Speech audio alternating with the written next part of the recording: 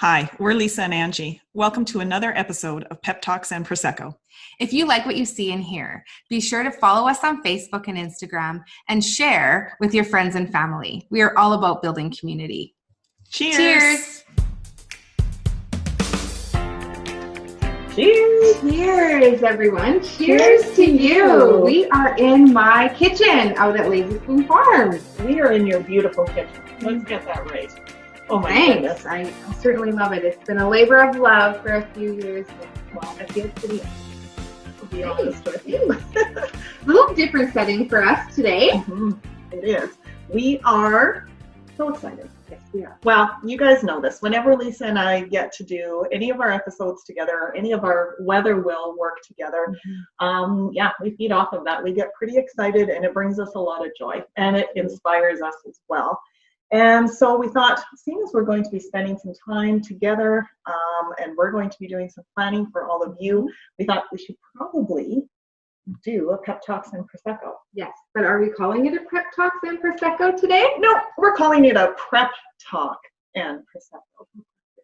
We're very clever. So it's a Prep Talk episode on Pep Talks and Prosecco. And in case you haven't figured it out, we are talking meal planning and prepping today. So it's one of the topics in our Grow With Us webinar series that we recently launched. And thank you to everyone who has given us some tremendous feedback on what you have been learning so far.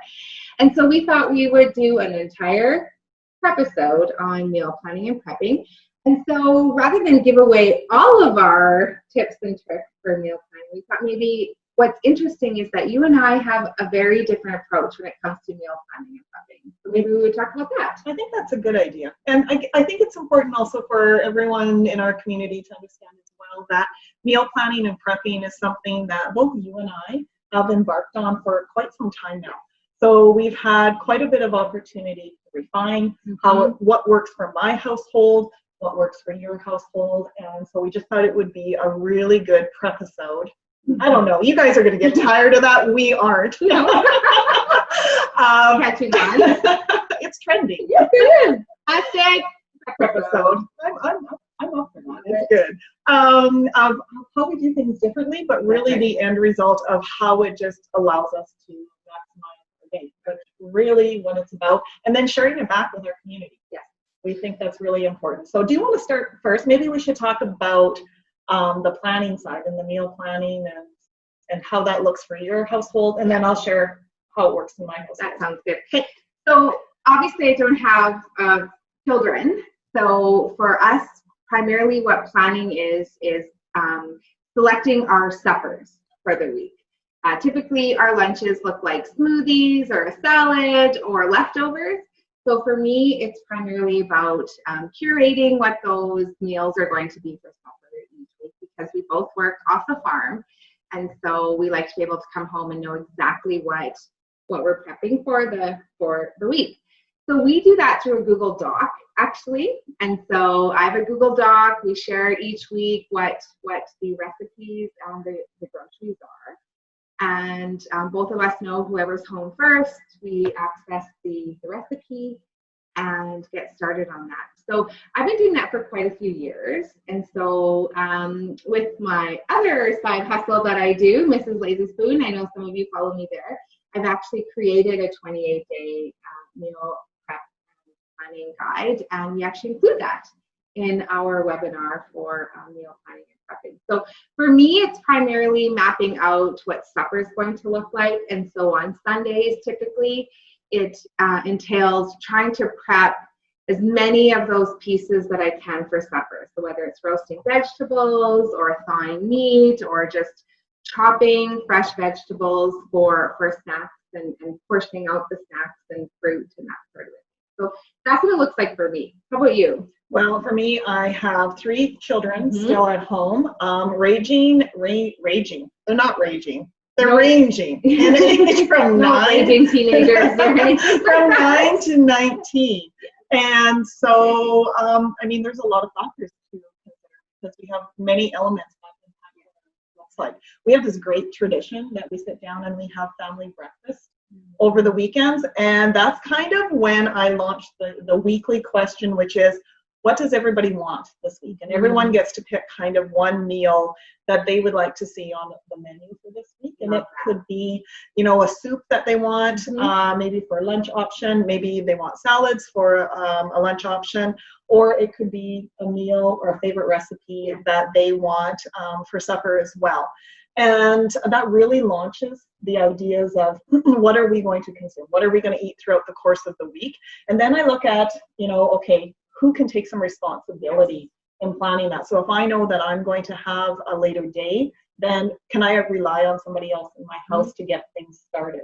And what are some big pieces, like, again, like you, the proteins and the veggies that maybe I can get done on Sunday, and we can use those repeatedly in different recipes throughout the course of the week as well. But I really make sure that I involve my family. I ask for their input.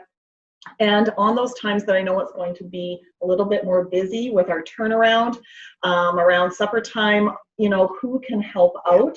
And just making sure that they understand what they know, what that is, what needs to get done, so that we can get supper well on its way. And it really has served us so well. That's a play on words. Served us. It really has. Yeah. It really has. And it just makes sure that everybody has something on the menu for the week that they enjoy. Everybody understands their role in contributing to that.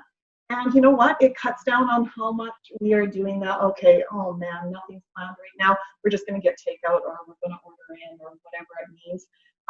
The nutritional value of what we're having consistently has increased because we've been meal planning and prepping. And it's okay to have takeout every once in a while, but I feel like when we're not planned and we don't know precisely what we're having for supper that week, it is easy to fall back on those less nutritional, a little bit more carb heavy meals. And so there's nothing that feels better personally for myself than coming home late, and especially now when it's dark when we come home, that motivation is gone. And just knowing that, okay, well, everything's ready to go. I just need to heat it up. Or with the Instant Pot. Do you have an Instant Pot? I absolutely do. In fact, I think I recommended you. You probably did, because I was absolutely afraid of one for a very long time. But the Instant Pot has really, like, it's been a game changer for us as well. So I think, I mean, like we said, it looks different in every household, but really just planning ahead and kind of knowing what you want that week to look like is really, you know, impacts our wellness, I believe. Yeah. And just ensures that we're still eating healthy, but we've saved ourselves some time for whatever we love to do when we come home at night. So absolutely. Now, I have a question for you. Yeah. Do you have like a go-to recipe that is like pretty frequent on your meal planning that maybe you could share with everyone? Probably, for sure. We are cattle farmers, so we butcher our own meat, our own beef. So I would say definitely our Lazy Spoon Farm stew is a big. It's always recurring on our meal, on our meal plan. But also, there's a recipe I share: maple salmon. And I get the salmon steaks from Costco, and it's super simple to make.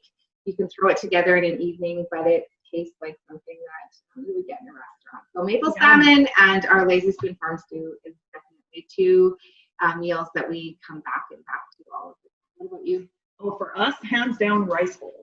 My family loves rice bowls. Now, my youngest one, he doesn't like it all together. He likes his rice and then his protein and then his veggies. But my husband and my other kids, they really enjoy that rice bowl. And then we can switch up the protein and we can switch up the flavoring. But every single week, it is a meal that everyone goes, oh, this tastes so good. This hits the spot. And it's so easy to prep on the weekend and then have ready. And it's also a really good recipe that anyone in your house can really contribute to, right? And put that together. And it's nutrient dense. Yay! That's a big win as well. So, yep, for sure. Thanks for joining us for this episode of Pep Talks and Prosecco. We are going to get to meal prepping for this week and finishing off our Prosecco. And we hope you have an amazing week. And if you have any great recipes or meal planning tips that we maybe didn't share here, please make sure that you comment and let us know. And also check out Grow With Us. We're pretty proud of these micro workshop series that we have out. And we have an entire workshop on meal planning and prepping. Sounds good. Awesome. Cheers.